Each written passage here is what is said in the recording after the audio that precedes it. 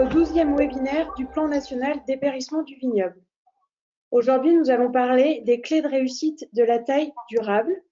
C'est un webinaire qui a déjà eu lieu l'an passé et nous avons souhaité le reprendre cette année, durant ce printemps, pour insister sur la mise en réserve et les notions de taille après le gel et après l'épisode de gel de printemps que vous avez pu connaître. Pour vous présenter les clés de la taille durable, aujourd'hui, nous accueillons François Dalle du SICAVAC, Adeline Mallet de la Chambre d'agriculture d'Indre-et-Loire et Guillaume Père. Adeline, à toi. Oui. Donc, bonjour à tous. Je vais vous présenter, je vais introduire les notions de réflexion de la taille pour pérenniser la vigne. Et pour démarrer, voilà, je vais vous montrer une photo. Attendez, je n'arrive pas. Voilà, d'un cep, voilà, une photo prise en 2016 d'un cep de Cabernet Franc qui est mort d'apoplexie. En fait, là, on est sur une coupe transversale d'un tronc de Cabernet Franc taillé en tête de saule, un cep qui avait une forte vigueur. 2016, pour rappel, c'est une année avec un printemps très humide, un été très sec, donc on a eu de forts à-coups hydriques et des températures importantes. Et cette photo illustre l'impact d'une mauvaise taille en tête de saule, avec une concentration de plaies et une quantité de bois mort importante. On voit bien en la partie en rouge, c'est la seule partie de bois vivant de ce cep. Donc, le flux était extrêmement limité pour alimenter ce cep vigoureux. Et donc, l'apoplexie, le phénomène d'embolie, de cavitation, se comprend facilement ici. Voilà. Et on voit également sur cette photo, c'est intéressant, l'amadou. Et les phénomènes de compartimentation, on y reviendra tout à l'heure par rapport à la question des mises en réserve, mais ce cep n'est pas mort à cause directement des maladies du bois, mais plutôt d'un phénomène de bois vivant insuffisant. Et en fait, la conclusion, c'est qu'il est important de conserver un maximum de bois vivant et donc de réserve pour faire face à l'ensemble des stress climatiques, type gel, stress hydrique, grêle, et également pour avoir une meilleure résilience face au stress biotique, champignons, maladies du bois, etc. Et si on passe… Je crois qu'on a un problème de micro. Est-ce que tu peux couper l'autre ordinateur parce qu'on a une résonance qui n'est pas très agréable pour nos auditeurs. Désolée de te couper.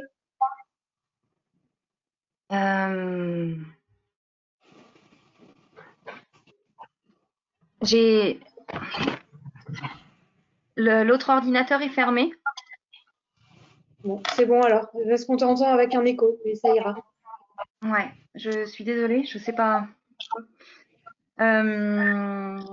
Donc, du coup, si on passe à la diapo suivante, on va voir une photo d'un essai, d'un de nos essais de taille qui est en cours depuis 2015, avec une comparaison de taille mutilante et de taille respectueuse. Et on voit en fait, voilà, globalement, pour l'instant, on n'a pas de différence par rapport aux maladies du bois, mais on voit une différence sur l'impact de stress hydrique. On a 11% de cep avec des symptômes de stress hydrique contre 35% dans la partie taillée de façon non mutilante. Et au-delà de ça, sur l'ensemble des retours que l'on a avec cette pratique de taille poussard ou non mutilante, c'est qu'on a quand même plus de rendement, moins de symptômes, plus de gains de temps à la taille. Et aujourd'hui, divers projets dans le cadre du plan dépérissement confirment l'intérêt d'une taille respectueuse par rapport aux maladies du bois. Voilà. Donc, je passe la parole à Guillaume pour nous présenter les principales caractéristiques de cette taille. Bonjour à tous. Alors, L'objectif de la taille non mutilante ou de la taille respectueuse, c'est de respecter un triptyque sur l'équilibre de la taille, c'est-à-dire éviter au maximum les phénomènes d'abandon, minimiser les nécroses et respecter le sens du flux. Je vais essayer de vous présenter de façon synthétique ce triptyque. Je vais vous présenter les deux premiers. Je laisserai la parole à Adeline sur le sens du flux. Alors, commençons par la taille équilibrée. Vous avez ici un exemple avec un cep en guyot simple, par exemple.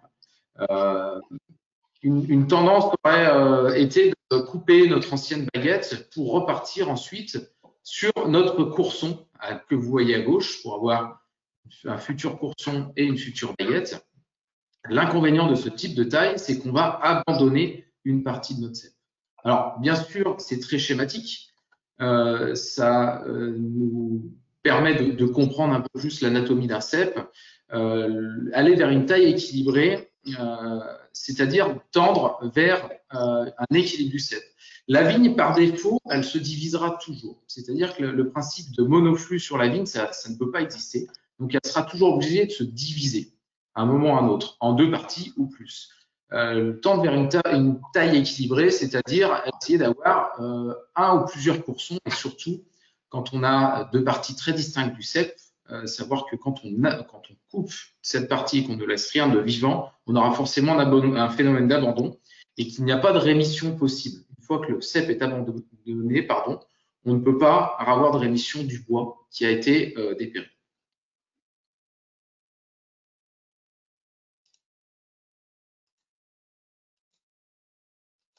Voilà, l'avantage d'aller sur une taille équilibrée, c'est qu'on va, par exemple, sur ce cep-là, ce qu'on aurait pu faire, c'est garder notre courson sur la gauche et ensuite garder une baguette, par exemple, sur la droite pour équilibrer la taille.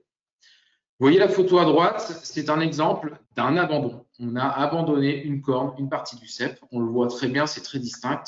On a à droite une partie vivante, une partie à gauche qui a été coupée. Le bois va dépérir, va nécroser. Et bien sûr, quand on parle de bois nécrosé, comme l'a dit Adeline, on a des portes d'entrée pour tout ce qui est maladie du bois. Sur la deuxième photo, vous voyez ici, on a une taille équilibrée. Alors bien sûr, il y a des nécroses, la vigne nécrose toujours. Néanmoins, on voit bien que les deux parties du bois, du cep, sont bien alimentées. Et dans ce type de taille, on a moins ou pas de phénomène d'abandon. Alors, j'ai repris le même cep. Et si par exemple, on a un gourmand, c'est-à-dire un bois de l'année qui a poussé sur du vieux bois, et si on veut s'en séparer, on va avoir tendance à s'en séparer de façon assez stricte pour ne pas qu'il repousse. Si on est un peu trop sévère, on peut très facilement créer des nécroses dans les ceps. Ce que vous voyez à droite, c'est une photo qu'a pris François. On voit très bien les mécanismes de défense de la vigne qui va nécroser, en gros, qui va s'automutiler pour protéger le reste du cep et qui va créer des portes d'entrée très franches par rapport aux maladies du bois. Alors, il faut savoir que les maladies du bois n'aiment pas les variations de température, le vent, les UV, les différences d'hygrométrie.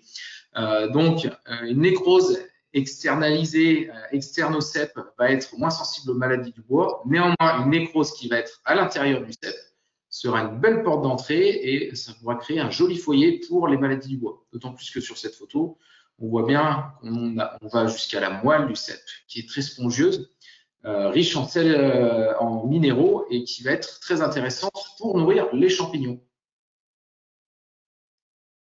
Alors, ce que je vais faire, je vais vous présenter trois types de coupes pour essayer de minimiser au maximum les nécroses. Et je vais essayer de vous les illustrer par des photos. Alors, ces trois types de coupes, on va retrouver les coupes des rameaux de l'année sur du vieux bois, ce qu'on appelle les gourmands, des coupes des rameaux de 2 ans ou plus, et ensuite le rajeunissement d'un tronc principal. Quand on parle des coupes des rameaux de l'année, alors on prend l'exemple ici d'un gourmand qui pousse directement sur un cep. Historiquement, on va avoir tendance à le couper de façon assez sévère, bien sûr, pour éviter tous les travaux en verre. Alors, qu'il n'y ait pas de malentendu, une taille non mutilante, c'est une taille propre. C'est une taille où on ne veut pas de repousse. On ne veut pas avoir de travaux supplémentaires en verre, surtout sur ce type de coupe.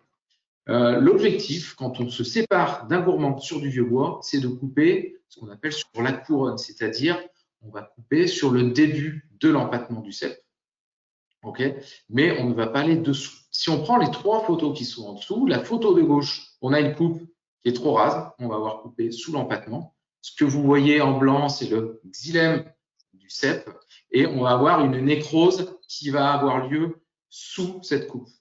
La photo du milieu, on a une coupe, alors qui est pour le coup pas mutilante, mais qui est trop longue. Là, on a clairement fait un mini courson, et on a des grandes chances que notre bourillon, voire les bourgeons de la couronne, repartent. Donc là, forcément, on n'aura pas mutilé notre cep, mais on va avoir des travaux supplémentaires en verre. La photo de droite, on a supprimé notre empattement, on a supprimé notre couronne, on a coupé exactement sur la couronne. Vous voyez, on voit même le bourillon qui est coupé. Alors, vous allez me dire, il reste encore des bourgeons de la couronne, mais avec cette coupe, la dessiccation va entraîner la dessiccation de la couronne sans pour autant aller jusqu'à la nécrose du cep. Alors, il y a un code couleur, hein, dans le jargon, on parle d'un vert anis. Vous savez, quand on coupe un rameau, on est plutôt sur un vert kiwi. Quand on va être sur du xylème, on va être sur une couleur très blanche. Là, on va être sur un vert très pâle pour reconnaître un peu ce code couleur. Bien sûr, ce type de coupe se fait avec un sécateur bien aiguisé, bien affûté, bien réglé. Une coupe très facile à faire pour éviter les nécroses, c'est la coupe des rameaux de 2 ans ou plus par rapport à un tronc principal.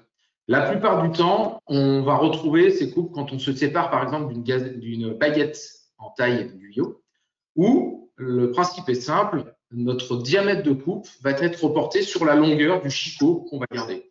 Le principe est très simple, c'est qu'on va rendre la nécrose externe au cep. Premièrement, pour ne pas perturber le flux. Deuxièmement, cette nécrose externe va être bien moins sujette à être sensible aux maladies du bois, aux champignons. Et surtout, n'oubliez pas l'année d'après de couper ce cône de dessiccation.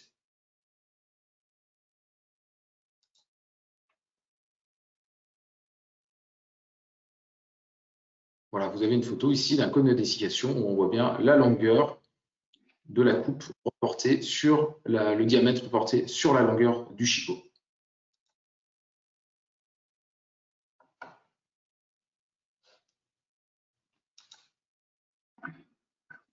Je vais laisser la parole à François pour présenter cette slide. Donc ce que vient de vous dire Guillaume est une réalité qui globalement nous paraît vraie et utile à respecter à peu près partout. Avec les études qu'on fait au fur et à mesure du temps, on avance et on progresse et on s'aperçoit que donc ce qu'a présenté Guillaume, ce qui est représenté là sur le schéma, qu'on a qualifié pour les cépages résistants, c'est une coupe normale. C'est-à-dire que si on veut éliminer l'ancienne baguette, on va laisser une longueur équivalente au diamètre. Et sur l'ancien courson, si on ne garde que la première branche, on va laisser pareil un chicot d'une longueur au moins équivalente au diamètre. Donc faire ces 2 coupes en noir telles qu'elles sont présentées là. On a des collègues, notamment en Suisse, une équipe qui travaillait notamment avec David Marchand à Prométheur, hein, qui ont fait des essais sur le gamarré, qui est un cépage très sensible. Et on se rend compte que sur ce genre de cépage très sensible, c'est un peu limite et parfois il ne faut pas hésiter à les couper un peu plus loin. Donc si on avance juste la slide et qu'on voit la coupe qu'on propose sur les cépages sensibles, si tu peux avancer Guillaume. Voilà. Donc sur un cépage sensible, on va plutôt aller un peu plus loin et essayer de préserver le diaphragme, la barrière qui est située au niveau de l'insertion de la branche, ce qui oblige à aller un peu plus loin, faire un chicot un peu plus long, un peu plus de risque d'ébourgeonnage. Mais globalement, le risque d'ébourgeonnage est quand même très limité.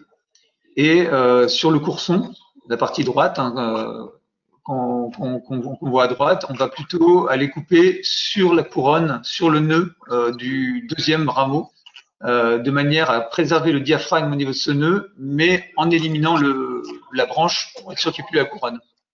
Donc ça, c'est une coupe qu'on a tendance à conseiller de plus en plus sur ces pages sensibles, parce qu'on se rend compte que juste longueur équivalente au diamètre, c'est des fois un peu juste. Alors, on a des collègues qui travaillent aussi sur ce sujet-là, notamment Marceau Bourdarias, que certains d'entre vous doivent forcément connaître, qui va encore plus loin, qui conseille sur l'ancienne baguette de garder un tire-sève, donc il appelle ça la taille des Eimeris, puisque Reinhold des Eimeris avait une tendance à expliquer les choses de cette manière-là. Pour que la cicatrisation se fasse bien, ils veulent garder un tire-sève. Donc, on va les couper après le premier rameau et on va garder la couronne du premier rameau. Donc, vous voyez que ça fait un courson encore plus long. Ça fait un courson sur lequel ça va démarrer. Ça va faire de l'ébourgeonnage et donc il faudra aller l'éliminer à l'ébourgeonnage. Et sur le courson, ils ont même tendance à ne pas garder la première branche, à l'éliminer et à garder la deuxième branche pour que cette deuxième branche, en poussant, la sève passe par la première et aille cicatriser la première. Alors, cette taille-là, on peut comprendre sur les phénomènes de cicatrisation pourquoi elle est préconisée. Malgré tout, sur le courson, le fait de partir avec la deuxième au lieu de la première, ça crée un allongement qui est très significatif. Et sur la baguette, ce courson qu'on a conservé va faire de l'ébourgeonnage supplémentaire et souvent confondu par des saisonniers avec un courson.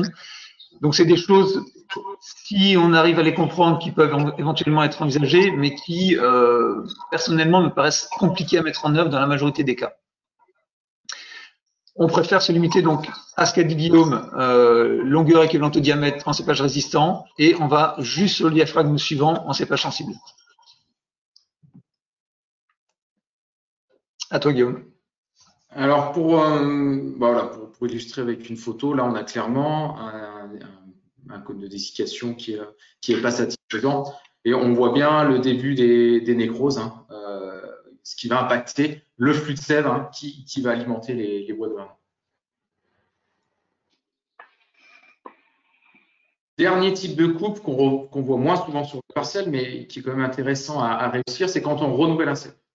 Alors, on prend l'exemple d'un cep, on va dire comme préalable que notre cep est vieillissant, il n'est pas satisfaisant en haut. L'année d'avant ou les années d'avant, on a sélectionné un pampre qui est devenu courson pour rajeunir assez bas notre cep et on arrive au moment où on veut refaire partir notre cep du bas, le rajeunir, ce qui est une très bonne chose pour repartir sur de bonnes bases. Néanmoins, il faut savoir qu'il faut respecter ce qu'on appelle les rapports de diamètre. Mon diamètre d'empattement, ici, doit faire au moins le tiers de mon diamètre de coupe que vous voyez en haut. Ensuite, ce diamètre de coupe, je vais le reporter 2 fois donc sur la longueur pour avoir un cône de dessiccation relativement important. Si vous ne respectez pas ce tiers, vous allez créer ce qu'on appelle dans le jargon des murs casses, c'est-à-dire que vous allez créer la nécrose intégrale de votre tronc, carrément jusqu'au système racinaire. Voilà, donc un conseil. Quand vous taillez, sans dire ne sortez pas de mètre dans la vigne pour mesurer le tiers. Allez-y au feeling, voyez votre empattement. Moi, souvent, je raisonne à la moitié, c'est-à-dire que je me dis, bon, mon empattement, il fait à peu près mon diamètre de coupe.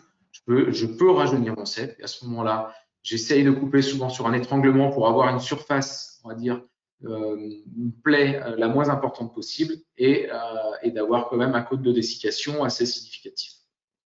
Voilà, l'objectif est d'arriver sur ce type de rajeunissement. Donc, un conseil, souvent, on est pressé de faire des rajeunissements parce que c'est flatteur. On a un beau pampre qui est reparti. On se dit, super, je vais refaire repartir un cep à neuf. Mais n'hésitez pas à être patient pour avoir un bel empattement avant de faire votre rajeunissement. Donc, je vais maintenant vous parler du flux de sève, la notion de flux de sève. Donc, sur un cep, le flux se trouve toujours à l'extérieur, sous le cep. Voilà. Et le principe, c'est de concentrer les plaies de taille sur le dessus du cep, ce qu'on voit sur la photo, voilà, sur la deuxième photo. En fait, le sens du flux est donné par le choix, la position de l'œil, par du bourgeon. Donc, le principe, on le voit bien sur cette diapositive, c'est lorsque l'on fait un courson, on regarde bien la position des yeux et on taille toujours un œil au-dessus de l'œil que l'on veut voir démarrer, de celui que l'on veut voir démarrer. Donc, si on part de ce principe-là, pour ne pas trop allonger, et dans beaucoup de situations, on partira très souvent du bourrillon. Le bourrillon, c'est l'œil qui est opposé au premier œil franc. Voilà. Parce que là, sur ce schéma, on a le cas idéal avec un premier œil bien orienté vers l'extérieur, voilà, qui respecte notre sens de flux de sève vers l'extérieur sur le dessous. Voilà. Et si on passe à la diapo suivante, qu'est-ce qui se passe quand on ne respecte pas ce flux? Alors, attendez, voilà. J'espère que ça va venir. Voilà. Voilà, là, on résume. Et si on ne respecte pas ce flux, lorsqu'il y a un flux inversé, le souci, c'est qu'on voilà, on aboutit au bout d'un moment à un affaiblissement de la vigne. On contraint le flux et on concentre les plaies et la vigne baisse de vigueur. Enfin, l'alimentation se fait de moins en moins bien et puis on peut avoir aussi des dépérissements associés. Voilà. Et pour finir sur cette question-là, on pourra y revenir, mais cette observation des yeux, ça peut prendre plus de temps au départ. C'est une nouvelle habitude de taille, mais lorsque l'on applique ce principe de taille dès le départ, dès la plantation, c'est ensuite du temps de gagner pour la taille. C'est une habitude, une nouvelle habitude à prendre en compte lorsque l'on arrive sur le cep. On choisit d'abord ses futurs coursons et on regarde d'abord la position des yeux pour anticiper la taille de l'année prochaine, de l'année suivante. C'est un des principes de taille. Voilà. Donc je pense que la parole est à François, je pense. Là.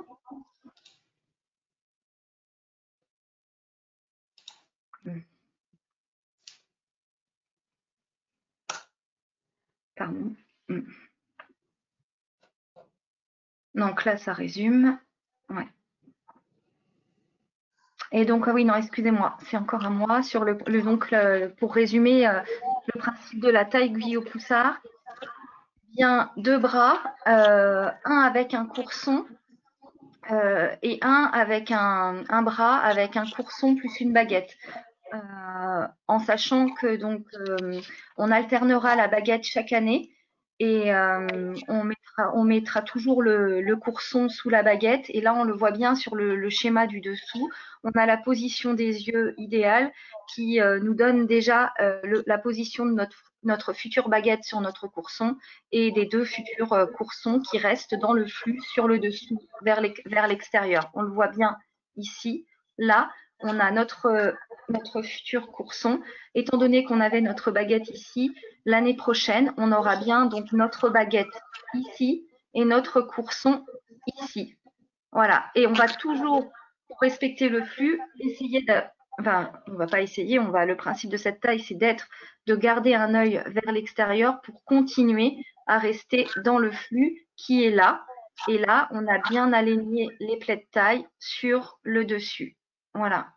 Donc c'est bien courson, baguette. Et l'année prochaine, donc ce sera bien courson, baguette. Voilà, pour le principe.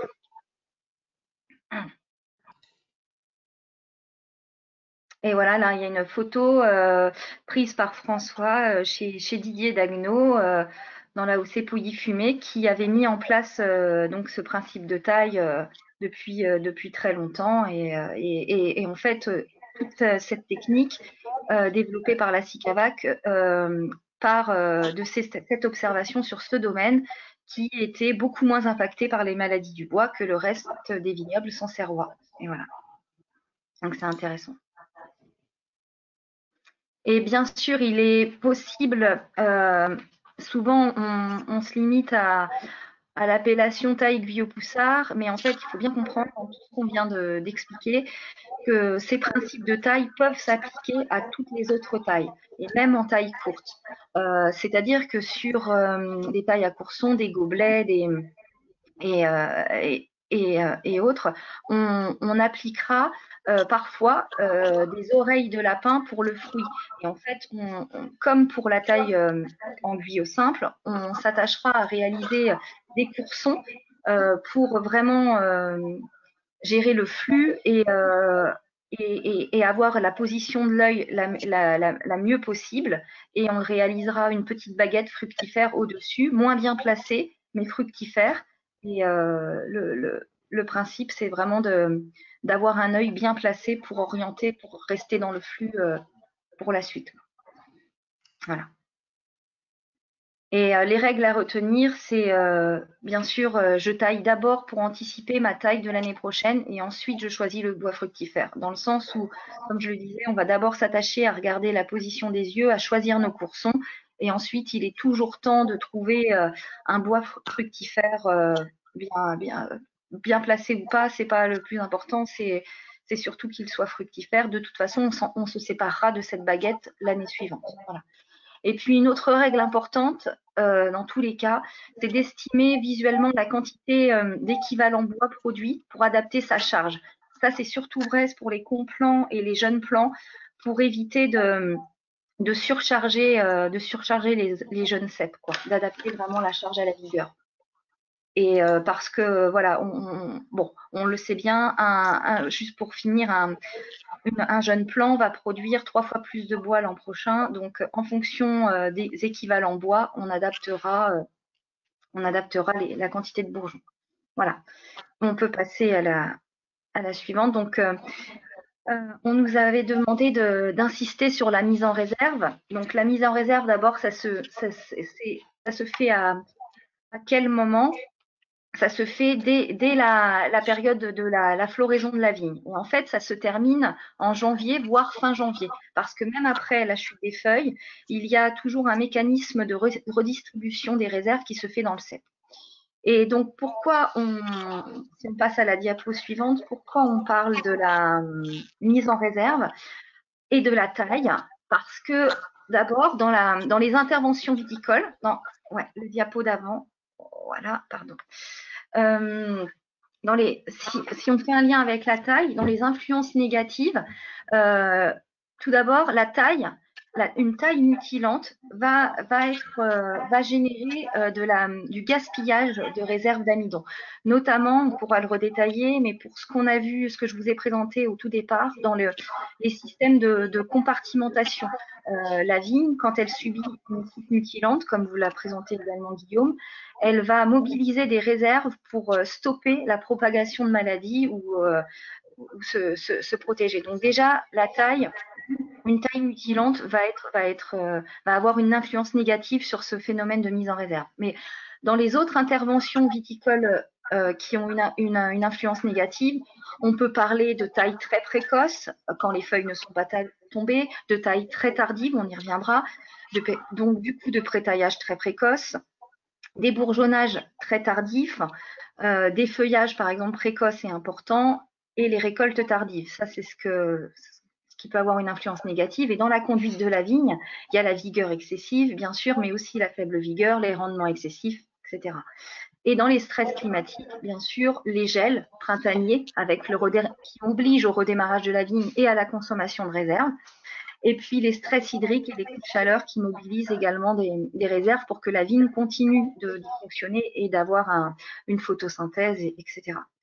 Et donc, si maintenant on peut terminer en donnant quelques clés sur les influences positives sur la mise en réserve. Donc, je vais y aller. Hop. Donc, on peut agir positivement pour améliorer les mises en réserve.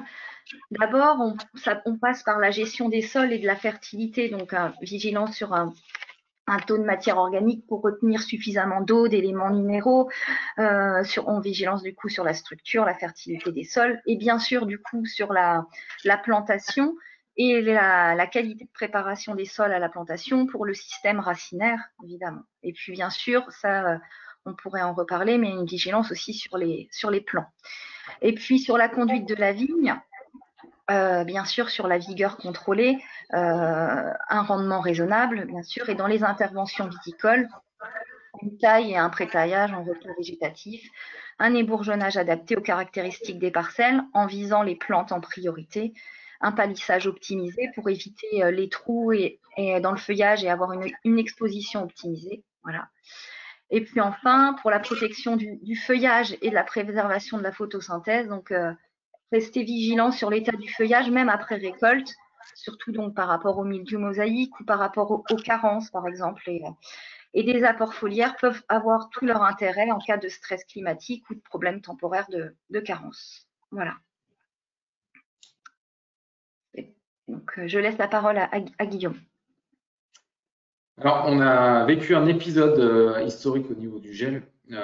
Donc, on rattaque avec un terrain de jeu qui est quand même différent cette année sur les opérations de taille. Alors, tout d'abord, ce gel a pu avoir un impact, soit débourgeonnage. On a même le cas de parcelles tellement gelées qu'on n'a même plus d'opportunité de départ sur le cep. C'est-à-dire On n'a même plus malheureusement, même plus eu à ébourgeonner sur certains ceps. Néanmoins, on a quand même une tendance où la baguette a été gelée, on a eu des gros départs sur le cep. Donc, un ébourgeonnage à ne pas négliger. Alors, tous les principes de taille qu'on a vus au préalable, le triptyque, d'équilibrer la taille, de ne pas nécroser et de ne pas verser les flux, sont les mêmes. Ce sont des préalables qui ne bougent pas. Voilà, ce qu'il faut savoir dans ces cas-là, c'est qu'on a, en certaines situations, je ne généralise pas, beaucoup de gourmands et il faut profiter des opportunités pour rajeunir les ceps. On va avoir tendance à vite enlever ces gourmands pour pas consommer de l'énergie pour le cep. Néanmoins, dans certains cas, profitez de gourmands bien orientés dans le sens du flux qui peuvent vous permettre de rajeunir très facilement vos ceps.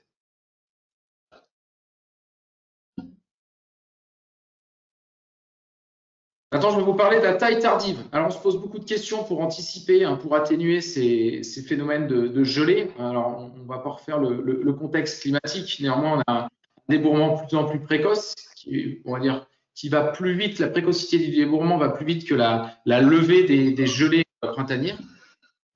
Surtout cette année où on a une gelée d'advection, ce qui est encore plus important, plus impactant sur le vignoble.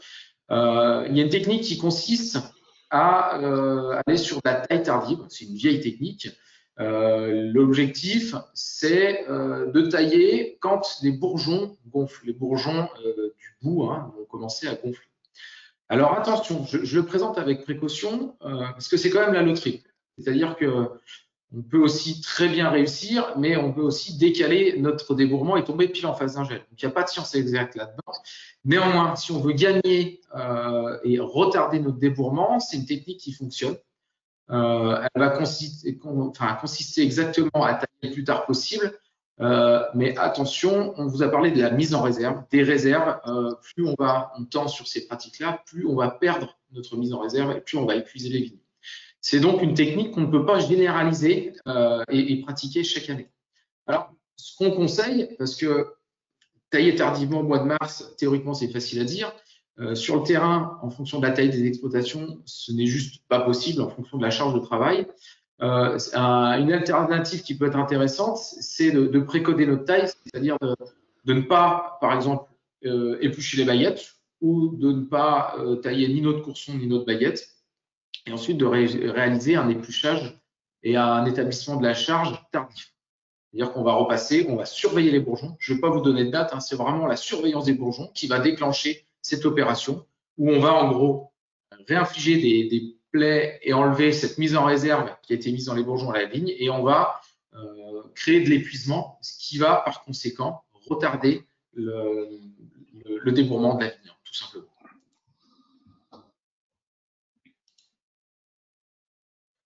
Voilà, donc je tiens à préciser que je ne généralise pas cette méthode. On a nos collègues de Côte d'Or, je les salue, et qui ont eu des résultats très intéressants et qui ont des essais très intéressants, notamment par ce type de méthode, avec des différences vraiment significatives.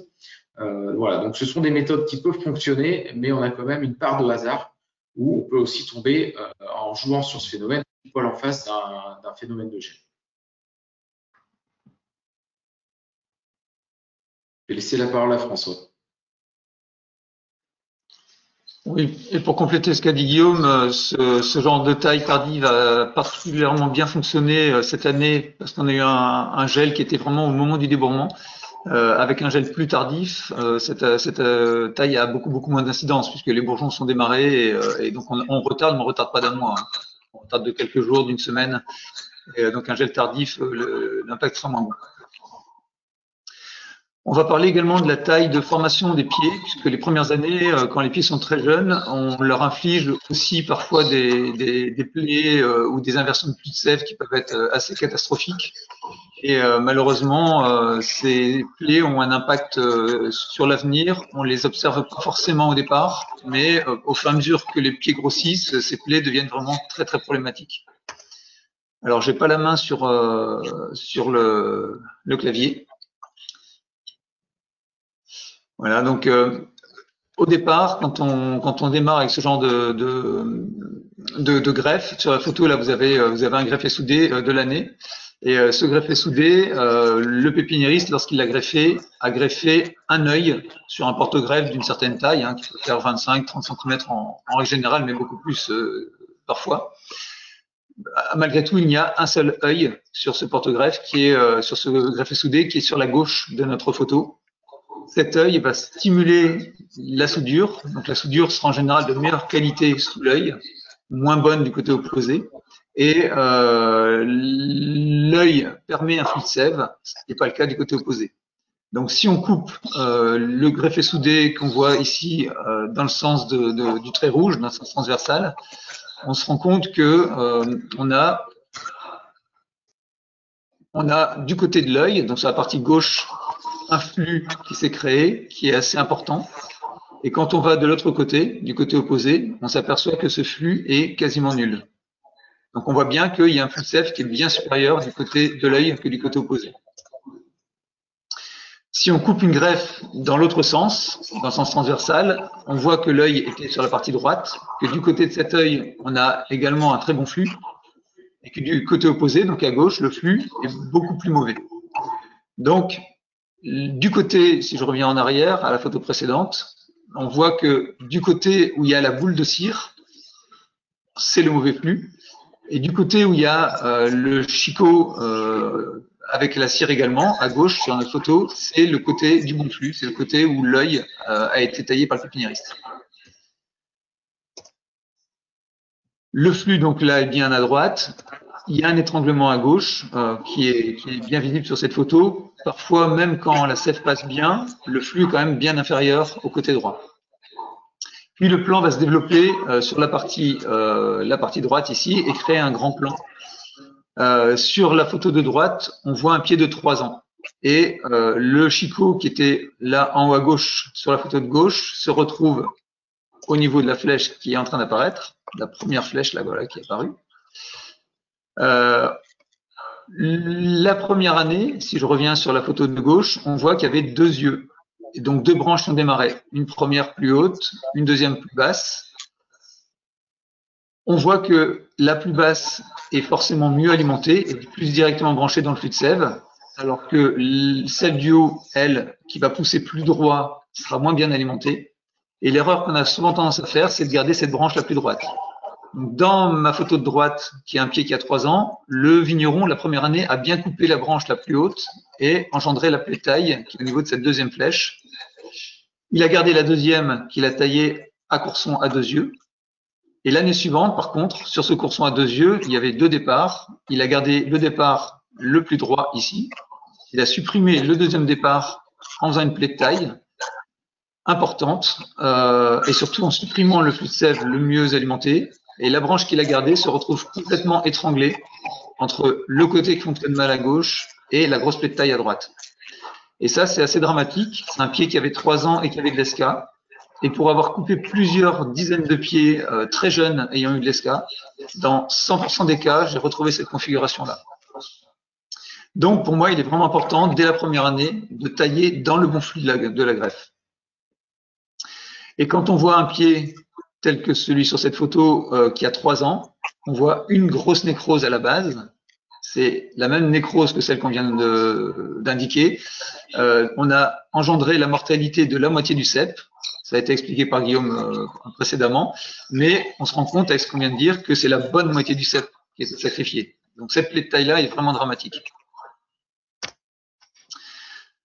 Alors on va s'entraîner un peu à travailler. Derrière votre écran, vous pouvez voir ce pied-là. Et si vous avez compris ce que je vous ai dit, vous devez repérer où est le bon flux. Il est à droite. Et donc sur un pied comme celui-là, on est très tenté de garder la branche la plus droite. Mais avec ce qu'on vient de dire, en fait, cette branche, si elle est gardée, va être complètement étranglée entre le mauvais flux qui est sur la gauche et la plaie de taille qu'on ferait en éliminant la branche de droite. Donc, la branche du milieu est une grave erreur. Et pour moi, il faut absolument garder la branche qui correspond à la flèche verte. Deuxième exemple équivalent, un peu plus facile encore. On voit bien que le bon flux est à gauche. Donc, je répète, le paquet de cire correspond au mauvais flux. Et le chicot du pépiniériste, ici, correspond au bon flux. Donc, on garde la branche en vert, qui est la branche de gauche. On a des cas où malheureusement c'est plus compliqué, puisque sur ce cas-ci, on voit bien que le bon flux est à droite. Donc idéalement, il faudrait garder la branche de droite, mais cette branche de droite est très haute, et le fait de la garder, ça nous fait garder une branche ici qui a un diamètre plutôt fin et qui est pour moi correspond à un goulot d'étranglement que je préfère éviter. Donc dans ces cas-là, soit la branche de gauche peut être gardée mais correspond à une grosse inversion. Donc c'est ce que la plupart des gens feraient, mais c'est une chose qui moi me déplaît beaucoup. Je préfère faire ce que font les champenois dans tous les cas, et particulièrement dans ce cas-là, c'est ne rien garder. Et ne rien garder, donc tout éliminer. Ça signifie que à la base de la branche de 2 ans, ici, on aura forcément des yeux dormants qui redémarreront. Alors souvent, ça fait très peur en disant mais ces yeux ne redémarreront pas. Je suis en formation là toute la semaine avec un groupe dans lequel il y a des champenois qui nous confirment que eux ont toujours fait ça. Il y a 35 000 hectares qui sont taillés comme ça depuis des dizaines et des dizaines d'années sur les pieds en formation. Ça marche, il n'y a pas de problème, il n'y a aucun risque à ce que ça ne redémarre pas. Donc quand les branches sont belles, on garde celle qui est dans le meilleur flux. Quand rien n'est satisfaisant, moi je préfère tout éliminer pour repartir de zéro.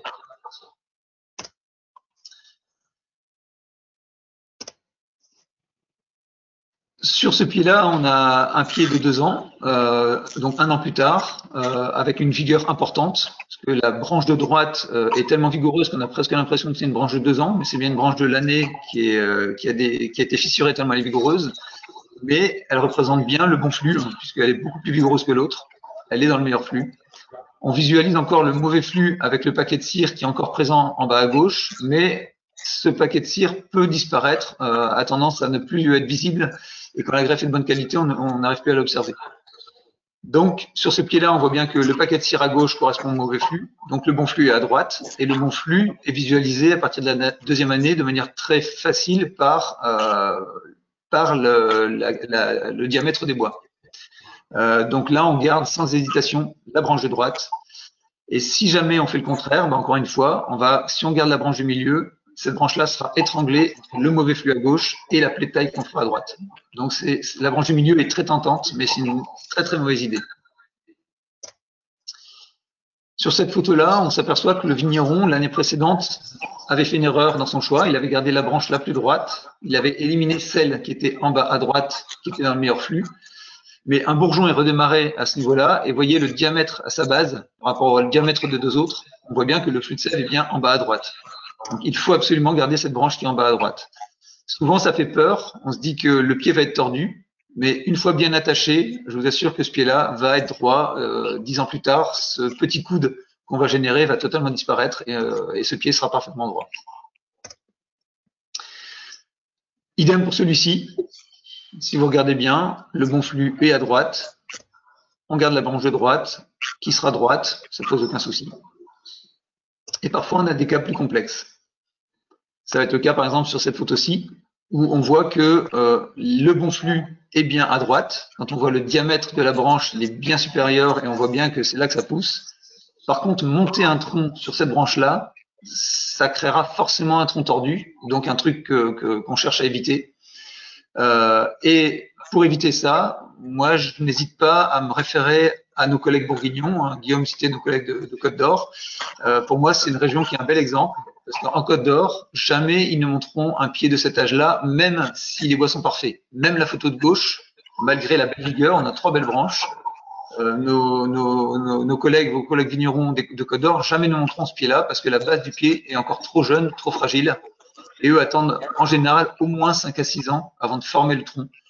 C'est-à-dire que si on décide que sur ce pied-là, on est capable de mettre 4 branches ou 5 branches, étant donné sa vigueur, on va lui laisser 4 ou 5 yeux, mais au lieu de faire sauter les yeux de la base pour aller former notre pied et former nos futurs troncs et baguettes, enfin courson baguette l'année prochaine en hauteur, on va garder 4-5 yeux, mais on les gardera en bas. Et moi, ce qui m'intéresse, c'est que vraiment l'œil de base de cette branche de la base démarre ici, et cet œil poussera droit et sera dans le bon flux, et permettra d'avoir un pied qui pousse dans le bon flux et qui pousse droit. Donc, on n'a pas le choix, il faut garder la branche verte. Garder la branche jaune, c'est une énorme erreur qui induira avec de gros risques des maladies du bois dans 8 ou 10 ans. Donc, c'est vraiment une chose à ne pas faire. Il faut garder la branche verte, mais attendre 1 an de plus avant de former son tronc.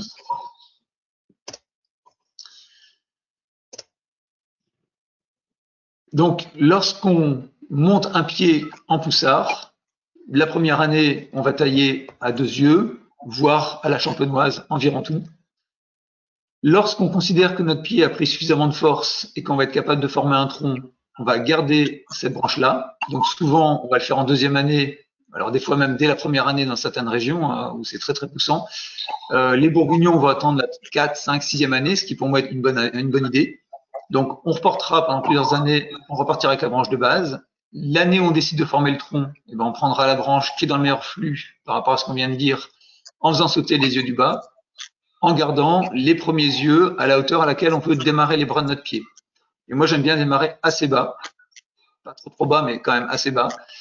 Puis, on va former l'année suivante, on va avoir les branches du bas qui vont pousser et qui nous permettront de former nos 2 futurs bras, sur lesquels on fera également sauter les premiers yeux. Comme ça, on aura un début de tronc et des débuts de bras sans pli de taille. Et on gardera comme premier œil l'œil qui se situe à l'extérieur, à peu près à la hauteur qui nous intéresse. On va aussi tailler ce pied-là et attacher ces branches de manière à gérer l'écartement de notre Y. Plus les pieds sont proches les uns des autres, plus l'écartement entre pieds est proche et faible, plus on va essayer de serrer ce Y pour éviter d'être déjà dans le pied d'à côté. Et l'année suivante, on repartira avec un courson ici, sur le premier, un courson de l'autre côté et une baguette sur l'un des 2 côtés, comme on a en dessous. Alors malheureusement, on va un peu vite parce qu'on n'a pas énormément de temps pour vous expliquer tout ça. On vous a donné les principales clés. Ça mérite vraiment d'être plus étudié, ça mérite d'être observé sur le terrain. Donc n'hésitez pas à venir nous rencontrer, à rencontrer nos collègues qui travaillent aussi dans le même esprit. Il y a de plus en plus de gens. À aller voir vos collègues vignerons qui ont déjà réfléchi à tout ça. Il faut concrétiser ça sur le terrain de manière obligatoire. Merci à tous pour vos présentations. Je vous propose qu'on passe à un petit temps de questions. N'hésitez pas à envoyer vos questions via le chat, elles seront retranscrites à l'oral. J'en ai reçu une demandant si les jeunes plantes ouvertes le long du cep, celles que l'on peut enlever à la main, forment-elles aussi des nécroses? Qui c'est qui veut répondre? Est-ce que les jeunes plantes ouvertes qu'on enlève à la main peuvent être à l'origine de nouvelles nécroses? Alors, on ne peut pas répondre par oui ou par non. Quand la branche démarre, elle se fait au fur et à mesure recouvrir par le nouveau cep. Et ce recouvrement, en gros, se fait à 80% entre le débourrement et la fleur. Donc, quand on ébourgeonne très tôt, il n'y a presque pas de recouvrement et ça n'engendre pas de pli de taille. Par contre, arrivé à un certain moment, on sent que ça durcit, que c'est bien plus compliqué, que ça a tendance à arracher, à creuser. Et à ce moment-là, c'est équivalent à une pli de taille mutilante. Donc, un ébourgeonnage précoce, c'est pas un problème. Un ébourgeonnage tardif peut être un vrai problème. Et à ce moment-là, on a plutôt tendance à conseiller le sécateur. Ok, et est-ce que quand on supprime les yeux sur les baguettes, est-ce que ça occasionne aussi des nécroses? Allez-y, je vous laisse répondre. Adeline, non? Ou Guillaume? Alors, on va avoir des plaies sur la baguette. Après, sur la baguette, ça reste moi, ce que je considère du bois à fruits. Donc, quelque part, la baguette, elle n'a pas pour objectif d'assurer la pérennité du cep. On va avoir, si on se sépare bien des yeux, on va avoir des petites nécroses qui vont avoir peu d'incidence pour alimenter les futurs rameaux. Si en plus, moi je considère que le bois à fruits, quelque part, c'est du jetable, c'est-à-dire qu'il va nous permettre d'avoir les fruits, il ne va pas assurer la pérennité. Et ensuite, on va s'en séparer. Donc, peu importe, même si on a des petites nécroses, on va assurer des serrements, des rameaux pour avoir des raisins, et ensuite, on va se séparer de cet organe. Ouais. Si on peut faire une réponse complémentaire, moi je partage complètement ce que Guillaume a dit, mais au-delà de ça, sur la baguette aussi, notamment les années de gel, on a les gourmands aussi qui se développent, et là, il est important, quand on se sépare des gourmands, quand on nettoie notre baguette, il est important de laisser malgré tout un cône de dessèchement à ce niveau-là pour éviter la dessiccation dans la baguette. Mais voilà. Mais en effet, Guillaume a raison, on se sépare de la baguette l'année suivante, donc c'est pas très grave pour les plaies. Voilà. Ça va.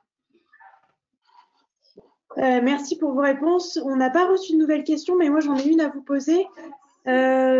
Souvent, on entend que ces principes de taille durable sont pas envisageables dans des vignobles où la productivité est forte parce que ça prend plus de temps. On n'en a pas trop parlé. Est-ce que vous pouvez nous rappeler combien de temps ça prend la première année de changer de façon de tailler et puis après, est-ce qu'on gagne du temps sur les années suivantes? Encore une fois, c'est compliqué de faire une réponse simple, mais ça va dépendre des types de taille. En vignoble qui taille déjà en guyot double, clairement, en fait, c'est pas tellement un gros apprentissage, c'est surtout un changement de réflexe qui est un peu difficile. Et au début, on a du mal à changer ses réflexes.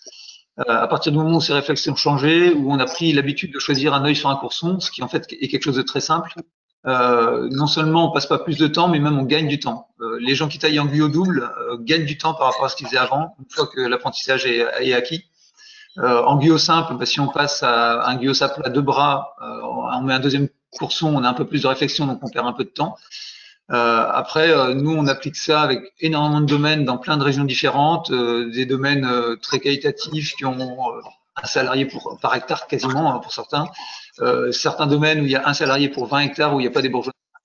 Et après, tout est une question de compromis. On va adapter, on va régler les choses un petit peu différemment en fonction de la réactivité qu'on a derrière.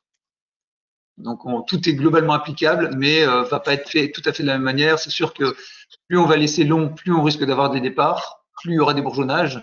On va pas se permettre de le faire sur un vignoble qui ne bourgeonne pas. Ouais. Les retours que l'on a aussi dans les vignerons, parce que voilà, ça fait une dizaine de vignerons maintenant, une dizaine d'années que des vignerons sont formés dans notre région, et les retours sont vraiment sur un gain de temps de taille de l'ordre de 30-35% de gain de temps.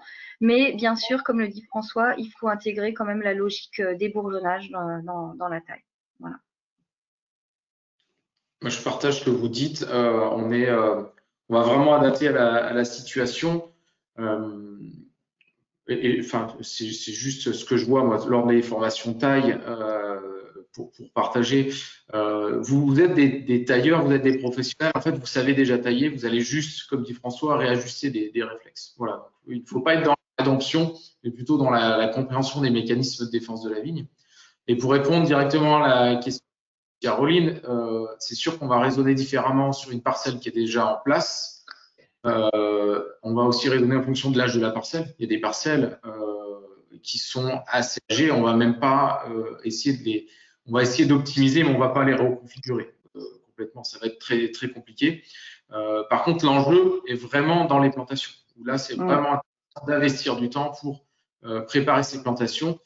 Et en effet, une taille type poussard bien paramétrée, on se pose plus de questions pour la taille. Ça va relativement vite.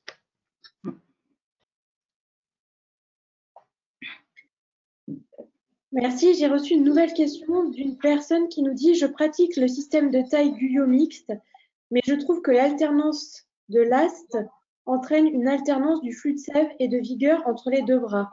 Je compte passer en double guyot afin de limiter ce problème. Qu'en pensez-vous?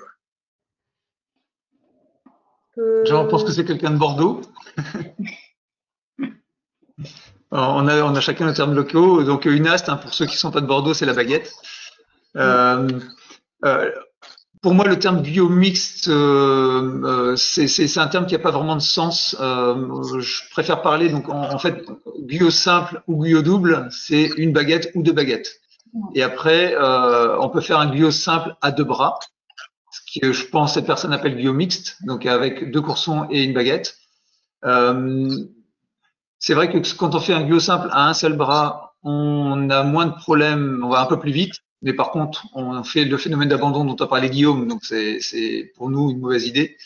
Donc il faut faire un guyot à 2 bras, et après on va mettre un courson sur chaque bras, puis on va mettre une ou 2 baguettes et une ou 2 astes. Si on met 2 astes, ça prend forcément plus de temps qu'en mettre une seule.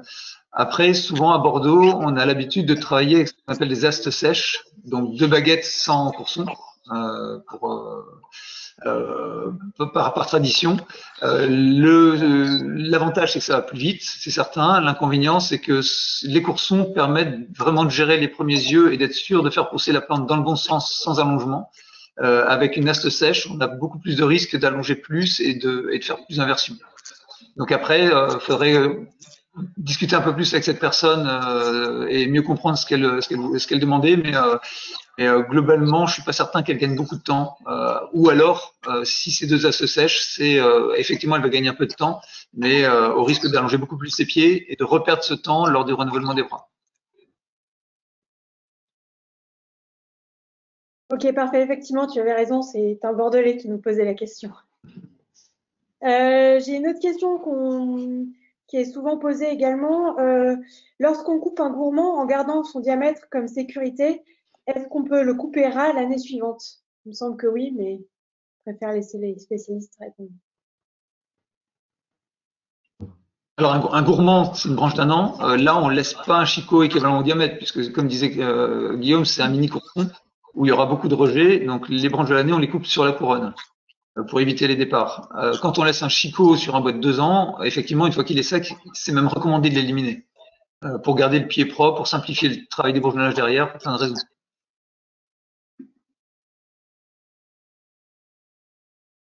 Ok, j'ai pas reçu de nouvelles questions.